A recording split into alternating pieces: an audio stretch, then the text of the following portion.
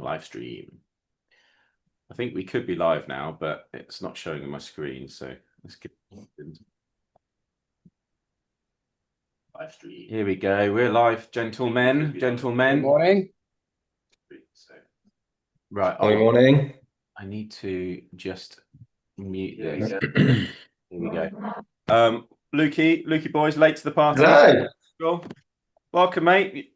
You're late. We're live, Luke. Oh, I can't hear you. I can't hear you. Quite unusual for you to be late.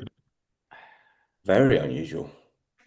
So how are we, gents? First of all, I can see we're all looking very, very Christmassy this morning, given that it is December that this is being recorded, and all of our marketing. Can you hear me? Give me a thumbs up. Yeah, we've all got Christmas hats on and lots of Christmas decorations in all of our backgrounds. So we've done well there.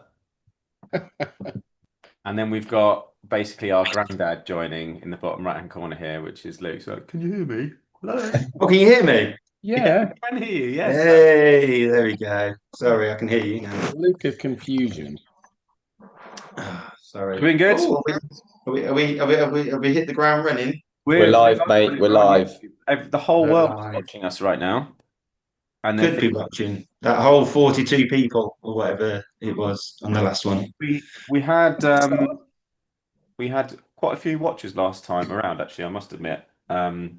Less so now. We currently have one watching, and that's probably me because I have it on the screen above me. So. But yeah, we'll get some as normal. Let's face it, we're doing this for us, aren't we? We're doing this to have a conversation. We're doing it for everyone, Sam, is what we're doing. I have to say though, we are slightly different on YouTube this time around than we were before. Like we're all moved around a little bit. So Sam, you're bottom left, Luke, you're bottom right, David, top right. But yeah, so morning anyway, gents. Good morning, everyone who's also with us either live or in some future time when you're watching this back, listening to this back. It's good to have you. Our Property Entrepreneurs Club monthly calls have now gone on to YouTube Live. So that's where they're going to be based from now on. For the new listeners, maybe just stumbled across us, welcome. We're a community and a club of property investors, developers looking to build businesses in the UK in the property space. We're all about community, building a club philosophy, really, getting people really sort of ingrained into the club ethos, helping each other out, creating a network and a community of support. We're not here to sell hard at you for anything. We're here to support you, facilitate whatever we possibly can. So it's great to have you with us. We've been going, this is a new thing for us as a club. So we've not been doing this before. Well, we've done one episode. So you probably, if you haven't listened to that already, you can get through and listen to that one. And we've done probably, I think, over 500 episodes across Clubhouse and X, which is the sort of the old Twitter platform. So we've got a good bank of content. Today we're going to be chatting. I think it would be quite rude of us and amiss of us not to mention the budget, given the fact that under a week ago we've had a budget come out, which I don't think was as bad for property investors, developers, entrepreneurs as was expected. I think we took a bit of a hit last year. I think this time they're maybe going a bit softer on us. I don't know what you guys think, but we'll touch on that today. We'll also touch on a little bit of update of what we're up to, because in a couple of months we're off to a much colder environment than we are currently sat in right now. So enjoy this one, gents. Enjoy the hot, warm environments that you're in. So David, maybe you can give us a little background shortly about that. And then, of course, we'll be chatting a little bit more about our projects as well, what some of the things that we're doing as well. So that's kind of what we're going to cover. There's a little bit of an intro. Welcome to everyone. Welcome to you guys. Let's get into it. So Sam, you had the makings of what I would call a quite impressive set of handles on your upper lip. I'm quite disappointed to see that you shaved it off, mate. What's going on there? I'm not sure if it could be called a good set of handles. I don't know if that's what category it was on the way to becoming a full. It was en route, DI, wasn't it? Yeah, it was definitely. I liked it. It was definitely the best Movember attempts I've had. I thought it was brilliant. Now I'm fresh. I haven't been clean shaven for a long time actually, but yeah, it feels a little bit odd. Keep going to twizzle it, but it's not there. When did it officially go? Because obviously we saw you at the weekend, and as I said, like, I thought it was brilliant. Even to the point, I think you even liked it because you were trimming it. You were really giving it some time in the mirror, and yeah, now it's gone. Bring it Yesterday back. morning, mate, 1st of December, got the cut. Had the coal, had the coal. So we for the weekend. Should we tell people what we've been up to? Because I think that might be interesting. I think some people might be aware of what we're up to. But we had a little stroll around the New Forest, didn't we? The four of us, plus another. There's another five. There's nine of us in total, wasn't there, on Saturday? Hmm. Getting to know our teammates for what's going to become a rather chilly encounter in February. So, David, do you want to give a little bit background about what we're doing, and maybe if people would like to support us in one way or another, then that would be great. Yeah, it's basically we're doing a bit of a trek in Norway first week in February. So basically the middle of the winter, which is not really the most intelligent time to Hmm. take some first time proper campers. So I'm imagining the romantic side of, white hills, white kind of hills and mountainsides, and nice weather, sunshine and sunglasses. There's not going to be kind of any après ski bars out there, is there? Which is a bit of a bore. But yeah, so we're basically going camping, pulling sleds, and going to see what happens on the on a plateau, basically crossing a glacier. Should be good fun. I think I've you. had I had a look at the map, and it's a bloody long way that we're walking. It is quite a Like long one. And we'll go for a four week. four full days, 4 full days. Like we're away for a week, but 4 full days of like intense trekking across deep snow, ice, lakes. It's like, and then to camp. So there's not even a little warm spot of like, oh, just gonna pop into the hotel at the end of the day. Oh, that was a nice day. Have a beer. No, it's let's melt some snow, and there's your water. Let's heat it up. It's yeah. Now I want to say into your tents, give each other a cuddle to keep warm. Spooning. yeah.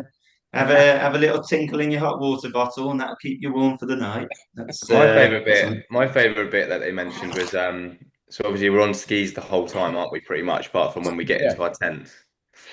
So when we get off our skis, there's a chance that we might just disappear into the snow. yeah. Yeah, I think. Well, Yeah, I mean, I think it'll be crusty at the top, but then it'll just be Yeah. straight soft underneath. What's that, Luke? so. Obviously, on our last trek, which was the three of us did the three peaks challenge, and I'm not going to point out which three. Which But three the was three that of us then? did the three. There is five of us in the shop, so there we go. And I had the 3,000 lumens mighty head torch. So obviously, because we're going away, obviously limited light during the day in Norway. I've upgraded. No way. So I thought I'd bring them with me oh, to show you. So I brought two. So I That thing thought just in case couldn't the be battery upgraded, goes. mate. It was too bright anyway. It was like a second sun. So, I mean, the battery will last like literally 30 seconds. So this is meant to last about 8 hours, apparently, on this one. at minus Um, 20 or minus Yeah, 30, the whatever. cold makes a big difference. it's let me just sort it out quickly. We Oh, will there we we will go. chat property very shortly, folks. By the way, just Yeah. So here is what's it doing that? Okay, here's the upgrade. I've got one of them. oh wow, I've Yeah. actually And then got all one you of do, them. I've got it you've right got to here sign because it I've got it up. out to charge it. Oh, you got one as I'm well. not even joking, mate. Oh Look, dear. ready. Look, you just go. Boom, oh wow. Oh, mine doesn't do that. boom. Mine doesn't do that. No, it Turn on with should the do. hand. Mine's run out of battery. Boom. Are those not I got it designed out for yesterday to charge it for going are those running. not designed for mechanics though? Like for being under Um, a car it, and stuff. Oh, on funny. on the box it says it's designed for hiking, like working, just anything, any place where it's dark, you can use it. So last Cool. night I put it on and walked around the house with the lights off, and no joke, I thought the lights were on. It was like because it gives you that full like disperse of light as By the way, opposed to if it. anyone's not watching and you're just listening to an audio rip of this, Luke's just been putting some lights on his head, so that's Yeah. what. So By the way. We're talking So I about the brought budget, so we decided to talk about how many lumens Luke's head torch has got. Yeah, so I thought so I brought two in case it runs out of battery, and I brought a battery To bank charge it. to I think charge it. my sled is going to be full of battery packs. Actually, Yeah. I've realised. I think we're going to need a lot of battery packs. But Yeah. okay, so basically, in summary, what we're doing in February is we are going to Norway. A team of 8 of us. We've got 2 guides, so there's going to be 10 of us total. We're going to be trekking around the Hardangervidda, I think that's how you pronounce it, national park. 4 days straight, 4 days and nights straight. Obviously, literally in the wilderness, camping, surviving, freezing, most likely. And we're all doing it for charity, 2 wonderful charities. So the 2 charities are the Speedo Mick Foundation. So if anyone's not heard of Speedo Mick previously, he's raised a good chunk of change historically. This is the next big challenge. He's actually been, what's the term? Indicted into the New Year's honours list, I think, this year. So I don't know what that means, if that's the right Secret. term. But yeah, so No, he's going to be, he's in the list. He's going to be, his ears are going to get chopped off by the sword or whatever it is. And then we've also got the Fatima Woodbread Foundation. David, is that Fatima's UK campaign. Fatima's UK campaign? So they're the 2 charities that we're going to be raising money for. So of course, guys, if you're listening, if you're willing to spare a few pieces of shrapnel to support us doing this challenge, it's going to be hard, actually. I think, David, you're very good at sort of underplaying things and saying, yeah, it'll be fine. Yeah, it'll be It easy. will It'll be be a breeze. It'll fine. be fine. What's Uh, the worst that can happen? I'm really not sure it will be fine, but it will be. It'll So I'm be looking forward fine. to it.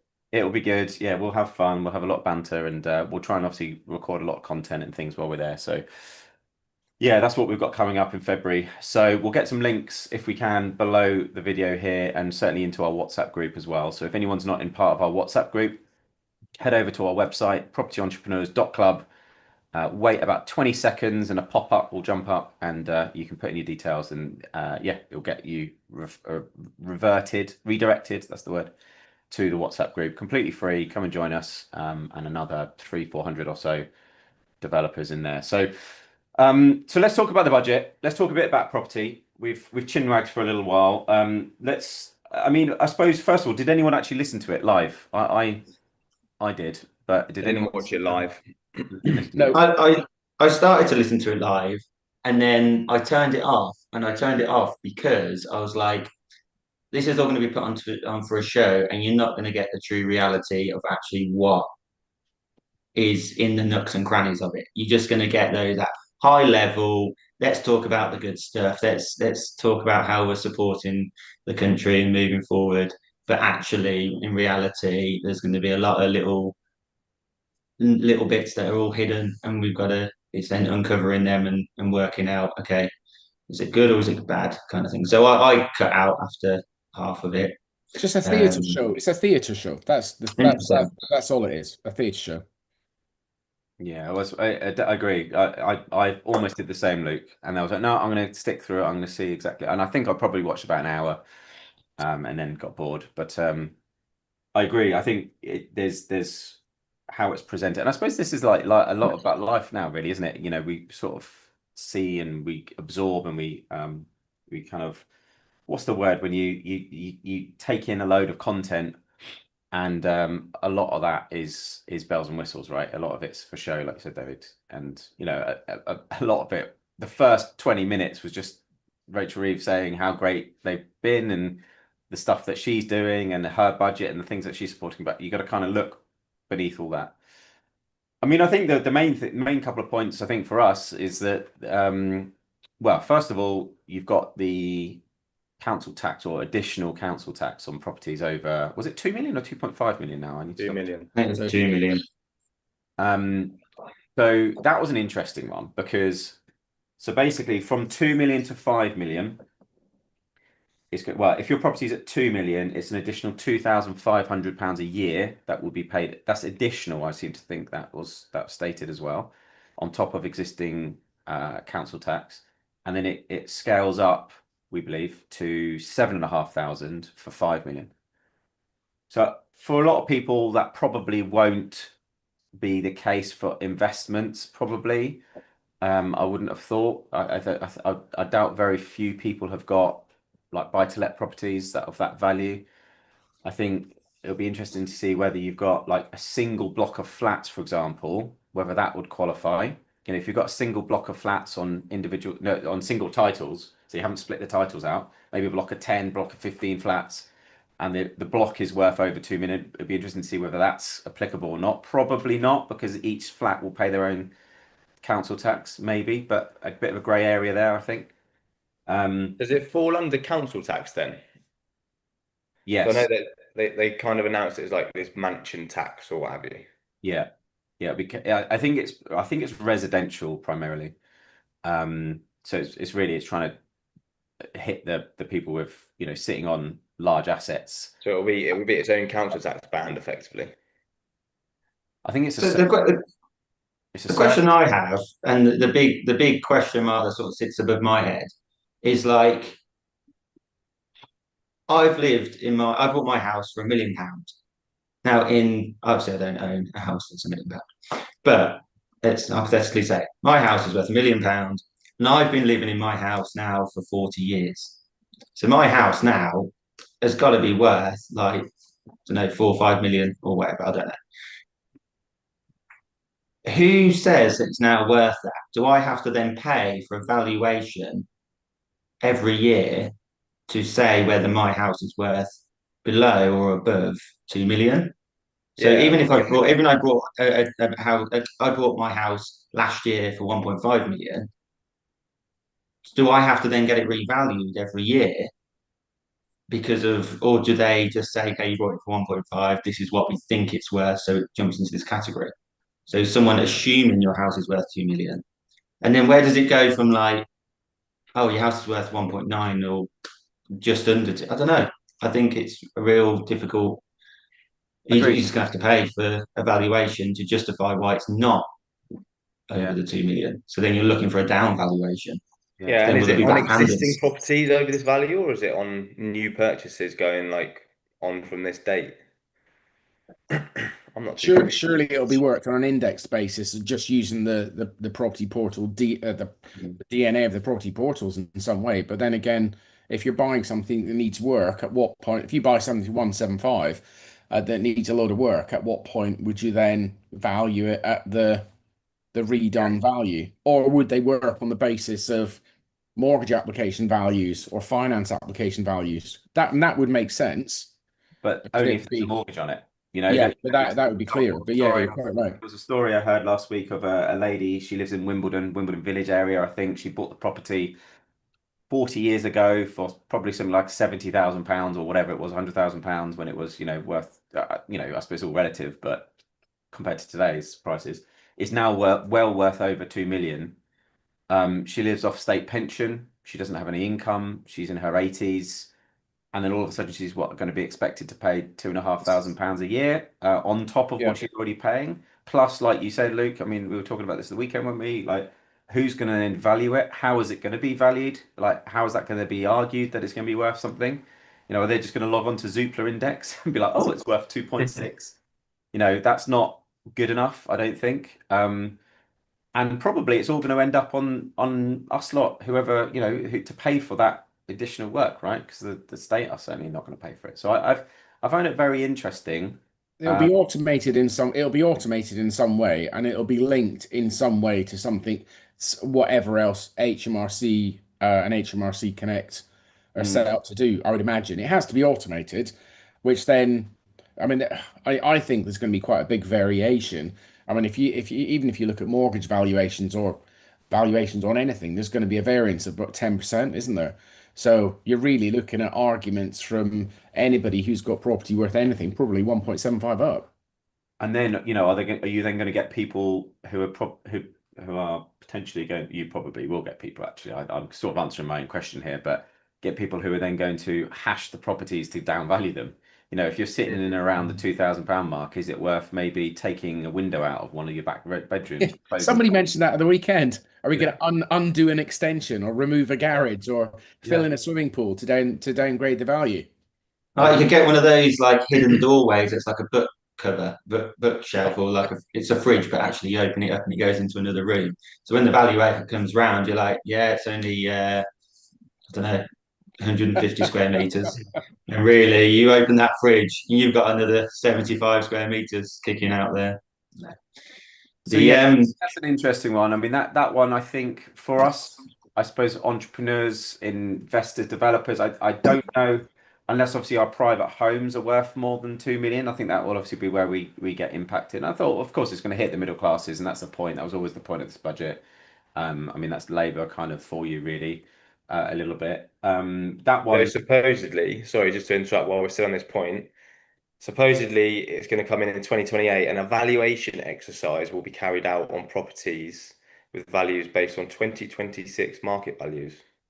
So it's going to be But indexed, isn't it? a bit of a broad I assumption suppose of there'll what they're going to do. probably be you'll probably maybe get that therefore assigned an automated valuation, and then if you think it's not worth, let's say you get one assigned at 2.1 million, you could maybe then go back and challenge it, and then maybe that'll be why, okay, well, yeah, prove to us it's not what 2.1 by paying for a RIC surveyor to go around and value it, at 1.8 or whatever. So that's probably where it will be done, I would have thought. But again, like a lot of these things, and how many times have we talked about this in the past where the government will come up with an idea, but they don't really think about how it's going to be implemented until after the ideas come to the fruition, right? The whole EPC thing, right? EPCs must be C and above by 2026, whatever it was. Okay, well, how are you going to prove that? How are you going to actually implement that? And clearly it's like been rolled on and rolled on and rolled and pushed back, pushed back. So we'll see. We'll see. I mean, the other one, again, just coming back to the list, I've got them up here. So the other one, I think specifically is going to be directly impacted of all of us, I would have thought, because I would say, I don't know the number, but I thought easily 90% or 80% plus of investors have limited companies now, where we own properties we're in. So the dividends, savings, and property income tax rates are going to go up by 2 percentage points. So that's from 26, 27. So actually, not even limited companies. So what that means is it means that if you own a buy-to-let in your personal name, so any income that generates, net income that you then put against your tax return at the end of each year, will attract an additional 2% income tax rate on that. And then obviously, if you've got any companies generate income through a company and then make dividends, then again an additional 2% against the dividend rate. So I think that's going to hit all of us, I would have thought, with additional 2%. I don't know how much they claim that's going to raise, but 2%, 2% is 2%, right? It's not loads, but it's still more. Makes a difference. Yeah, it will make a difference. Yeah, definitely will. And they've salary sacrifice pension relief capped at 2,000 as well. That's not for another 4 years. That's coming in 2029. So that's also then going to have an impact on people. So I think and the other one, which I think this is a hidden one, right? And I don't think many people have maybe cottoned onto this, but they've frozen the income tax, personal income tax, and national insurance thresholds as well. Until 3031, 2031, 2031. 2031, yeah. So that is a tax in its own right, because of course with inflation and wage rises and stuff, people are going to start earning more over the next 5 years, but of course the tax bracket's not going to rise with those increase in earnings. Yeah, that's quite a clever one. It's a clever one. Yeah, it is a clever Because one. people will automatically think, oh, it's frozen, but they're not taking into account inflation, which over that period of time is quite significant. Yeah. So it's interesting. I think it's probably a bit early. Some people might have already sort of tried to work out how much in pounds and pence that will have an impact on their tax over the next few years. But yeah, it's not a surprise. Tax is going up. It does most years. So, I mean, how do you guys feel about it? Are you bothered? What's your mindset? Is it just cracking on? Not I really. think in the grand scheme of things, I don't think it actually makes a colossal difference. It's not the massive swing in stamp duty or massive changes in CGT that were being bandied around. I think the biggest impact has been the damage it's caused in confidence for the last 6 months with people doing deals.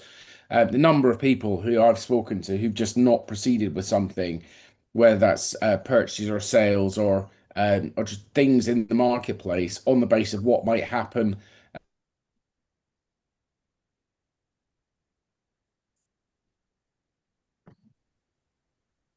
Oh, is that David gone? Is he gone? Yeah, I think Budget, it's and I think David. that's hugely damaging. Really lost. Have I gone? Sorry, I No, must. back, My David, internet's back. you froze. You froze like Olaf for a moment there. okay. Sorry. Sorry. I was just saying. I don't know when it stopped. I think it's been hugely damaging throwing all the suggestions out into the market, which has just really killed confidence. I reckon the majority of property investors are people who are either doing flips or trading or whatever. Their deal volumes must be down this year. And it's not helpful. I think that throwing all the things that they have into the marketplace over the last 6 to 12 months, I think has really kind of knocked people back somewhat. And then we're moving towards Christmas, so the legal fraternity will be switching their streams off in a couple of weeks. So really, I think Tanner always talks about do more deals. I think we've knocked ourselves. Well, the country has knocked itself back significantly on the number of deals it could have done, just on the back of confidence. So I'm hoping that people will kind of dust themselves off and kind of get going for a good start in January. But in this lethargy needs to go away. People need to get on with it. Yeah, I think the People still delay. need to move. There is still plenty of opportunity Yeah, out there, and potentially in the new year, more opportunity than ever because there's been so much lethargy. I agree, and I think the delay to announcing the budget, because normally it's done in October, isn't it? And obviously they've delayed it by a number of weeks to the end of November. That's not helped. And I No, completely agree. I think the number of transactions, if you just look at the data, is down. People have been worried and concerned about what the impacts are going to be.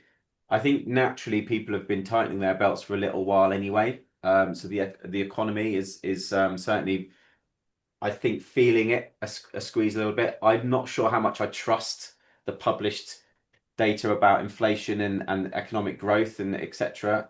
Really, because they're always going to want to show. I think it was up 0.1% in November. I was like, well, I'm not so sure about that because it's got to look good again. It's all about how things are perceived, right?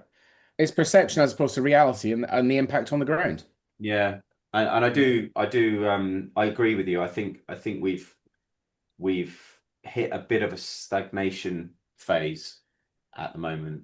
Whether I think there's optimism, like you say, I think some people are optimistic about the new year. Um, I'm not so sure. I mean, obviously, the rentals reform bill is coming in April as well. I think that's going to have an impact as well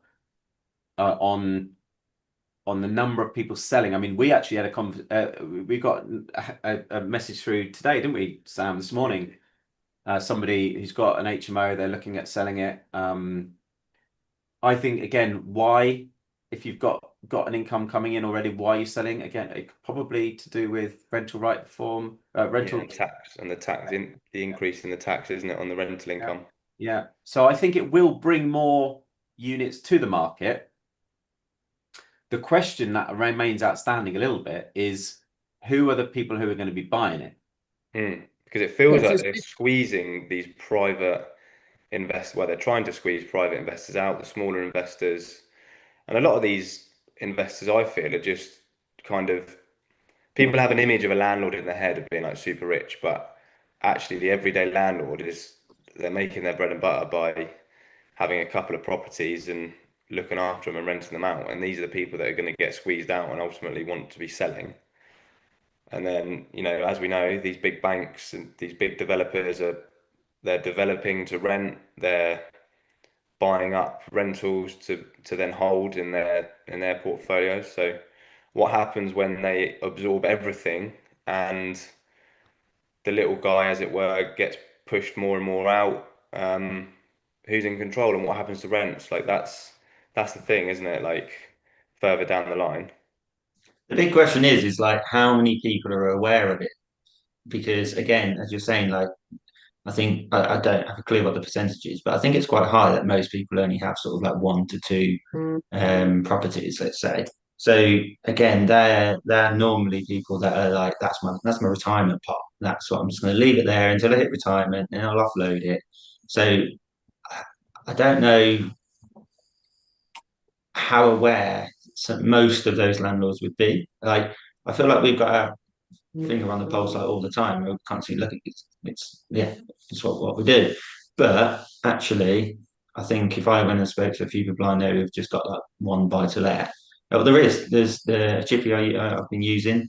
I've sort of said a few things to him because he's got it in his personal name, and again, he's just completely oblivious to the actually where things are heading and the impact it's going to have, I suppose, on him. And straight away, you could see he was a bit hesitant, like, "Ooh, okay." And then you could see him just again, just cogs turning, reassessing: is this what I should be doing, or should I be doing something else? It's quite interesting. We're still, I know it's flippant, but we're still living on an island. We still haven't got enough houses, and someone needs to provide stock and places to live. So, however you dress this up, there's still going to be an opportunity. It's just going to be more professional. It's going to be people doing things properly, potentially looking for things over the longer term. And there is always going to be a market. I think from my point of view, the majority of people who we are seeing selling are at the end of their property journey anyway. So it's not like they're being forced to sell because of change in regulation. It's not like there's something changing, we have to sell or else. They are generally at the end of their property journey. There is people who are selling at the moment who've hung on as long as they think they can to get the maximum value out of property and are now selling because they either don't have the money to do it up, they just don't want to do it anymore. They've just been waiting to dispose at some point. Or it's not I really don't think we're in a position where people are being forced to sell. Yes, there's always going to be some who are, but that's the market. There always will be anyway. I still stick to the fact I think there's going to be massive opportunity. We haven't had the massive changes that we're kind of being angled at, which is great. That's good for stability. But I think moving forward, the more professional landlords and professional people doing things properly will be able to sweep up because they'll be able to give decent buy at a decent price. Obviously everybody wants to buy at the minimum and sell at the highest. But there's going to be opportunity there. There's going to be lots of landlords who are happy to do vendor finance, or sorry, vendors, in order to get rid of the hassle of having to do things. There's loads of opportunity. I think there's right now is a bigger need for people to learn about the property strategies than there ever has been. And I think that I'm seeing more question around strategy as opposed to do you get involved with property or not, than anything else. And that's an education piece. It's interesting because I think I mean again we are sort of experiencing this live on the ground right now in our business, and as we have always keeping our eye out for new stuff. But I think now more so than ever, it's going to really come down. Strategies are going to simplify, I think, in a way, and that is simply pay less for your stock. Stuff is going to come to the market and people are going to want a certain price. Just pay less. Offer a lot lower. We've had an offer accepted on a property recently at 330. Came to the market at 475, I think, initially, or maybe a bit higher. In time, I think causes the motivation. And I think people realize that people are not willing to pay what they perhaps want because the margins aren't there anymore because we've been squeezed, because of the regulation, because of the increase in taxation, because of the additional, red tape that we have to go through, and the extra costs of everything. Professional fees have gone up, building costs have gone up, building materials have gone up, labour's gone up, rents have gone up a little bit, yes, but the costs to manage that has also gone up because you no longer have to do just the gas safety. You've got to do the ICR, you've got to do the, and all the other bits and pieces, right? That you didn't maybe have to do 15 years ago. So I think definitely just paying less. I think you're right. Maybe some creative structures of acquisition structures, whether it be through options, exchange with delayed completions, vendor finance, or whatever, joint ventures. I think that's going to be, I think something to really think about, because you're going to get situations where you've had a landlord who's been getting a certain income and wage and price for something for the last however many years, and they're adamant that they could want to get that price, and then you're going to have new buyers coming in and not willing to pay that price. So that's naturally going to create an opportunity of compromise in between. So I think it will create opportunity, David. Yes, I think it will change though. That I think it will take a little longer yet for that to build momentum. And there's probably going to be a lot of opportunity with the smaller independent agents who are going to spend that little bit more time with vendors, who are going to educate them as to what the market is really doing, as opposed to the bigger chains. You'll just stick them on at whatever they say, just to get them under contract on the books. So I think now is the time to be talking to your local agent, and I was going to say dropping that paper bag round, but dropping around some mince pies and saying hello. Well, yeah, I agree. I agree indeed. I agree. Shall we have a quick change of tact here? Let's first of all let's do a promotion. Actually, let's promote everyone, because we've got loads and loads of people watching us right now and listening. Do hit subscribe. Let's help get us our subscriber numbers up. That would be really helpful. It means that obviously as and when we go live, you'll get a notification. It'll pop up as well, so you can not miss anything in the future. So do make sure you hit subscribe, please, on the YouTube channel. Do come and join our WhatsApp group if you haven't already. Come and say hi, share a little bit about what you're doing, some of the challenges maybe you've got, and of course we can. If you need to meet anyone, need some help from anyone in particular, then we've got a great bank of contacts who know their stuff, and that's what it's been about for over the last however many years we've been doing this. It's finding the right people to support you. So come say hi. That'd be great.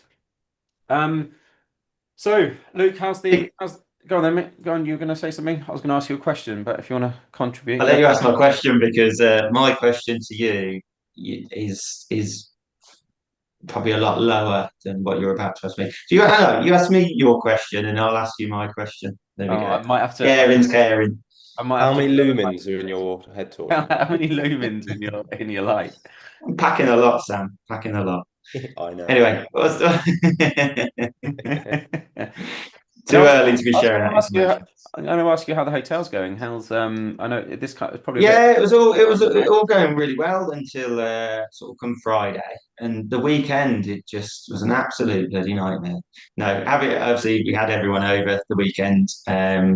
Obviously you guys stayed over, as well as everyone else from the Pulk and Peak Cold Frontier team. So, but yeah, outside of that, really good. The cleaner didn't come in yesterday, which meant I had to go sort of hands on. So everything got sidelined, and I ended up doing 4.5 hours worth of cleaning, which was great.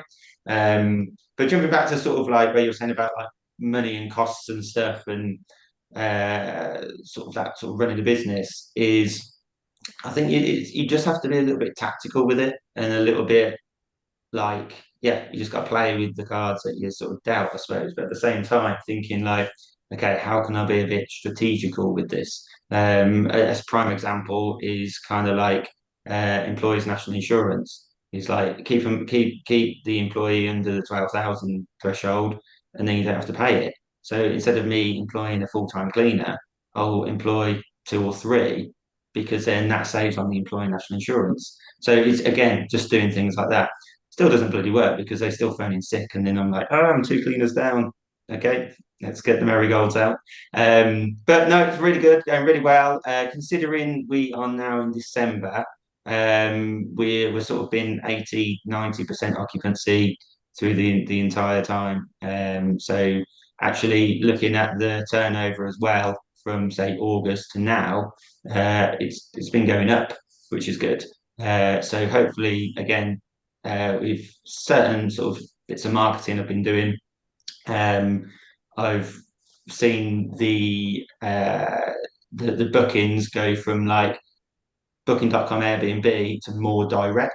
So I'm getting a lot more direct bookings, which again gives a higher turnover, and just that is just through exposure really, and that's sort of pulling in a mixture of people in the local area, with family that want to come and stay, to contractors now. I've got a few contracting firms that are wanting to take sort of 6 rooms at a time, as opposed to just the odd one here and there, and now staying up to sort of anything from a week to, I've got some in here for 18 days.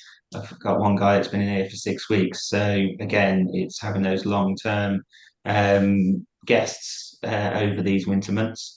And then, yeah, obviously kick the ground running in the new year. Obviously, we can start putting the rates up a little bit more, and hopefully bring in more of a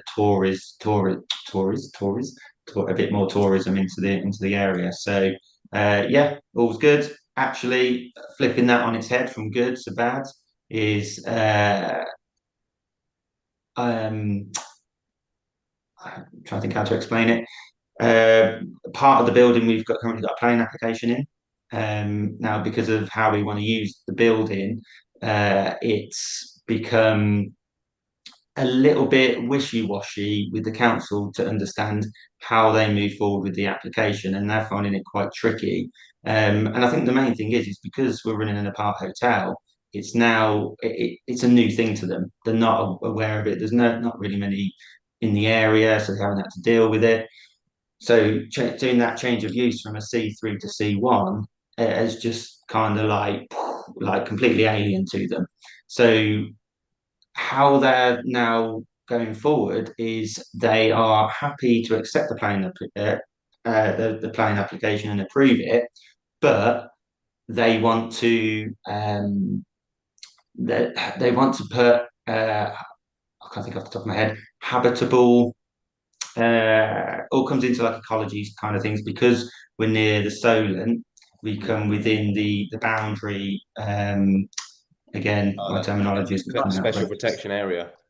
Yeah, we've stepped into that. So now they're saying that we've got 7 new dwellings. So with that, it now has to come under this threshold of this habitable. I can't remember what the second word was, but basically it comes into each dwelling has a charge on it. Now this charge, pay a bunch of money. basically 25 grand they want. What? Which is ridiculous. I'm diving into it. First, it's like if they're seeing these rooms as individual dwellings, which they're not, and I don't know how they can. They're under the space standards, the national space standards. So how can you class it as an individual dwelling? Again, utilities, they're not all split, they're all the same. So effectively, it should be one dwelling with 5 additional rooms, which when you look on this table equates to about £4,000 worth of fees. So, but they've gone for the one dwelling with one room, which is like 4.5 grand per room. So at the moment, we're currently fighting against that and pushing. So what back. was it? So just as a bit of a catch up on this for other people that are listening. So the bed and breakfast that you bought, it had an element of a co-owner's accommodation in there, which was classed as C3. Is that right? Yeah. So because the owners live there, it became basically a mixed use building. So upstairs was the manager's flat. So they were paying council tax, and down below was the guest house, and they were on business rates. So my aim was so then we can run the whole building as an apart hotel. We want to change, and I'm not going to be living here, is change the C3 use class back to C1, which it previously was when it was there about 30 years ago. So yeah, How many rooms did that owner's accommodation have? So it was strangely, it was a 3-bed, but it didn't have a kitchen. They used to use the kitchen in the guest house as their main kitchen. So again, the council have come back and said that it's 2 rooms upstairs. So we're bringing in another 7 rooms. Basically, it's all over the show. But we're working through it, and hopefully we can come to some resolution by we've had an extension of time until the 24th of December. So hopefully by then we should have resolved it and sorted it. I'm going to have to pay something. Because the other thing I have to do is nitrates as well. Because in addition to the nitrates charges, this is on top of that. Yeah, nitrates as well. So again, which I'm hoping shouldn't be too much because it was a permanent residency for well, classing it as 2 rooms. I'm saying it's three. So if it was for 3 rooms, and well, they've done it as 2.4 people is upstairs, and we're increasing it to 4.4 people. So basically, we're doubling it. So it's then, but then you do it on a calculation of like 78% occupancy. So basically, you just do 78% of Okay. what the night rate should be because it's short stay accommodation. Yeah. So yeah, so we're currently getting that sort of calculated at the moment. 5 grand. Pardon? 5 grand. Probably. I think it will come out something like that. Yeah. So yeah, so I'm sort of battling The other at the moment to the try and other get these approach costs to down. it, it's obviously if they're going to try and hit you with a 25 grand charge for this change of use for C1, then just keep it as a C3 because you can run a C3 as an Airbnb, can't you? Yes. And then you won't have any change of use to do. Okay, you might reduce your occupancy a little bit, but I suppose the other way of looking at it is how many rooms for how long is it going to take to make back those costs of the change? So Yeah. 25 grand plus or five, or it could be 35 grand. Yeah. So basically, I've sort of done a few calculations, but our plan B is to basically turn it into a 4-bed, 3 en-suited flat, and then rent that out to one contracting firm, so they take the whole thing. So we have got a plan B. However, just for future proofing it and getting rid of any sort of discrepancy from like how the council perceive it, and and to prevent them sort of coming along and saying actually you're using this under the wrong use, blah blah blah blah blah, which they're already saying because I've sort of mentioned my plan B. Um, it's just making it a bit hairy, shall we say? So I'd rather just continue through it, get the whole change of use. The building's completely C1, and I can just run with it. But then at the same time, it comes down to these business rates. That comes down to this SPA. habitation SPA. fee sort of Again, thing. another reason But why, another thing, what reason why a lot of people are put off the property a little bit at the moment is because the planning system's also completely utterly screwed. The fact that this has been going on since August or whatever it is. We've got February, February, right? Okay, February, yeah, we've been fighting this one since February. yeah, And it's mental. There's no extensions. It's literally all internal reconfiguration. Um, yeah, just change these. But I suppose the big thing is it's that justification of on paper you're removing residential property, which obviously the whole aim at the moment is like there's a shortage of it. We need to get more of it. yeah. So it's then justifying why should that building go from residential status to commercial. And So yet, it's which is funny because on the flip side, when you try and change commercial to residential, they make a very strong argument as why they can't lose any commercial and employment areas and stuff. And so it's funny how it suits them when it wants to suit them, right? Because yeah, I mean, yeah. you just got to look at your situation, and obviously we know it in a lot more detail. And you just think it does having residential where it is doesn't make any sense. But anyway, I think I think the thing is as well is like I think there's just fear across every sector, everywhere you look. I'm currently having a remortgage going through with Land Bay. They had the offer accepted and then they pulled it because the property after the valuation they pulled it because the valuer said that the property used to be ex local authority. So I was able to track back until 1983 to show that the freehold, it was a private freeholder, and all the leaseholders were, um, yeah, all the leaseholders were private. Nothing was housing association, nothing was local authority. mm, But I had to really justify why it wasn't. But yeah, I think maybe the council owned it prior to like 1983. It was like, come on, that was like such a long time ago. But anyway, they've come back on board now, so we're pursuing with that. But there we go. Do you want me to ask you my question now? Yeah, can you? I've been waiting for the last 15 minutes while you've been. No, yeah, no. Before you do that, can I ask one question to Luke? It would be really, really good if you could do a talk at some point on how you've set up the booking system, the remote access system, how you control the heating and all that, because I think that's amazing. And it's all very well people talking about investing in property and stuff, but I think that the level of detail that you've gone in and having spent time in it and seen it and just seen kind of experience the setup, I think that's something that is massively, massively missed. You've done such a good job setting that up, and it's all linked together and it works brilliantly. Um, I I think that would be a really, really good thing to show other people looking to maybe not set up on the same scale, but even something smaller. It's just brilliant.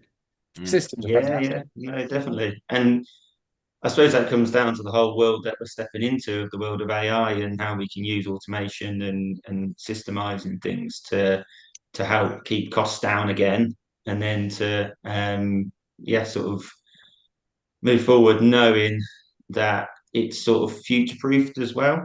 Because again, I suppose David would.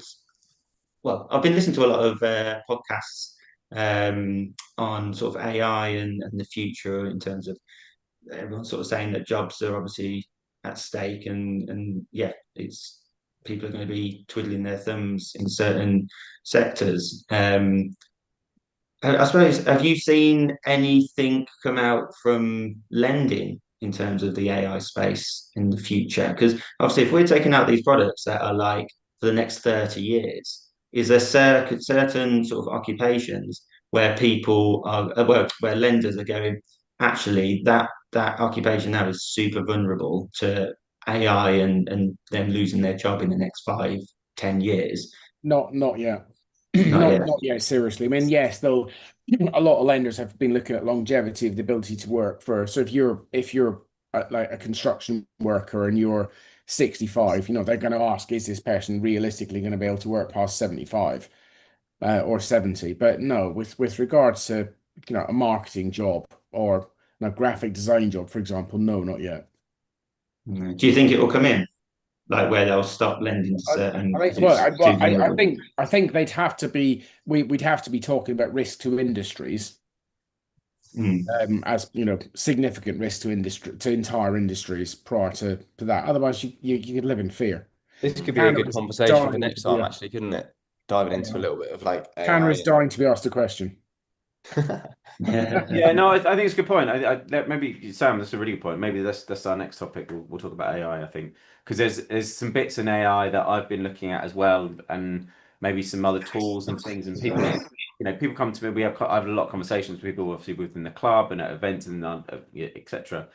And a few people have come to me discussing AI and some ideas that they've got for certain areas that they thinking about developing stuff. And I think I think it's obviously got a place. I don't yet think it's like say it's advanced enough yet to be completely displacing people from jobs, but it will. Yeah, like it without doubt it will. But then you could also argue that is it a bit of rhetoric and fluff and filler and because machines, technology, that's been replacing jobs for donkey's years. Look at factories now. A lot of the factory workers no longer have factory jobs because machines have come in. You look at car factories, manufacturing, a lot of it's all machines now. It's just we're talking about AI because it's a buzzword. I mean, I think it's part of evolution for one. I think it's naturally going to happen anyway. But I think as individuals, as humans, we tend to adapt. Was it fight or flight kind of thing? We'll adapt. We'll get new jobs. We'll upskill. Those people who want to anyway, they'll upskill. Those who can't be bothered, they're probably already on the on benefit system or something. They're not really working, being that productive as it is anyway. Those people are always going to be non-productive. Those who are productive will find a different way to be productive, right? And I think that's, if I'm honest, that's what will happen. Like AI will develop, we'll all upskill into different areas, retrain. because we have to look after ourselves at the end of the day. But yeah, that's a really good topic for next time. So did you want to ask that question, Luke? Or should we just wrap it up now and just let No, people go for it, ask him, go on. and I No, need to no, go. I'm I need to gonna go in put 4 this. minutes. I'm going to put this one to the room. This is for all of you, and I can't believe I'm about to say the question now, which has been looming around for 15, 20 minutes, and I feel like it's been hyped up so much that I should have done my question first, because then this would have been put to bed very quickly.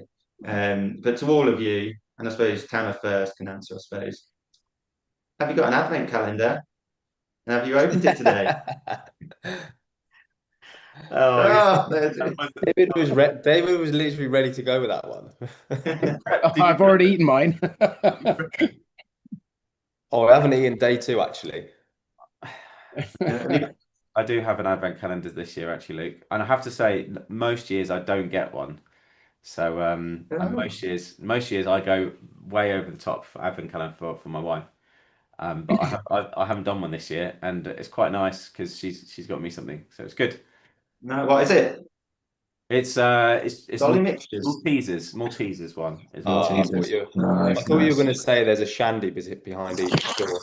That would be I've got a Biscoff one. It's Oh, quite nice. Nice. Yeah. right. Mm. And on my- that note, Is that it's been a pleasure. is that because you've basically been going around all your rooms and just taking the little packets of Biscoff biscuits that you leave people and just munching them out? You've probably got loads of them. No, I do. We don't put biscuits in. I put biscuits in the weekend for everyone. I saw that David's room. I went in there and his box was nice and empty, which was cool. That'd be Will, Um, obviously. I'm looking after the That's interesting. So that's what you get your premium for the weekend. You get a Biscoff biscuit. And you had 2 mince pies, I noticed.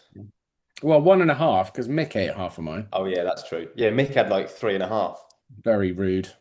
So let's call it there, gents. Finally, let's just again a quick plug for the Pulk and Peak Frontier. I'll put a link below the video. You should be able to follow that link through to be able to donate to either of our 2 charities, the Fatima UK campaign or the Speedomic Foundation. Both of them are credible charities. We're really excited to be involved in part of that. So again, keep your eyes out for more content coming forward in the next coming months. Yeah, have a great Christmas, everyone. We might do an ad hoc one. I've got an idea that we might do an ad hoc one before Christmas or maybe over Christmas. We'll see how you guys are feeling it. But yeah, thanks for watching, everyone. Thanks for listening. Thanks for being here. And yeah, we'll see you on the next one. So take it easy. Catch you later. See you soon. Bye.